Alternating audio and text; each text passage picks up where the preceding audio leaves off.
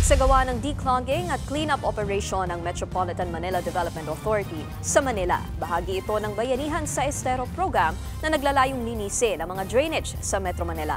At live mula sa Maynila, na sa frontline ng balitan yan si Mon Gualvez. Mon, magandang umaga. Kumusta ba ang paglilinis dyan? Isang basura pa rin ang nahakot ng mga tauhan ng MMDA at lokal na pamahalaan ng Maynila sa bahagi ng Padre Faura Street at Taft Avenue. Yan ay kahit araw-araw naman ang ginagawang declogging at clearing operations sa lugar.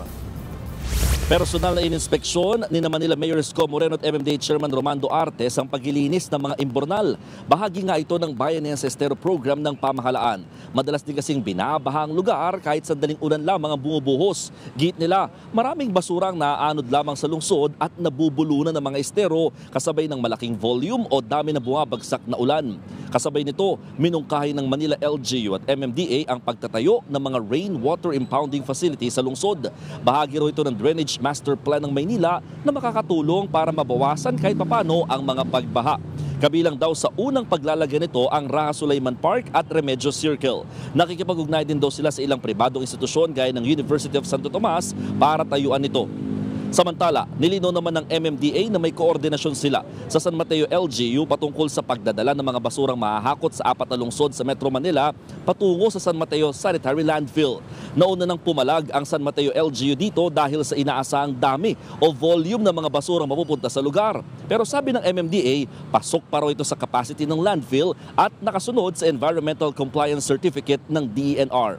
Iginit naman ni Moreno na matagal na nilang alam ang paglilipat sa San Mateo Sanitary Landfill mula sa Navotas Landfill. Kung tutuusin, 2 taon na nga raw dapat pang sarado ang Navotas Landfill. Kaya nga napaghandaan pa raw nila ang paglalagay pa muna ng transfer station bago idiretso sa San Mateo.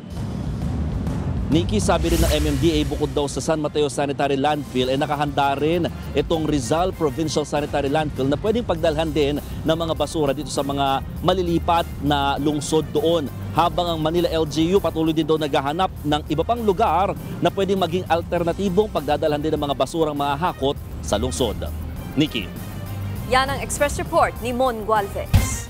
Mga kapatid, Nikki de Guzman po. Para sa pasada ng mga rumaratsyadang balita, mag-follow at mag-subscribe na sa social media pages ng News 5.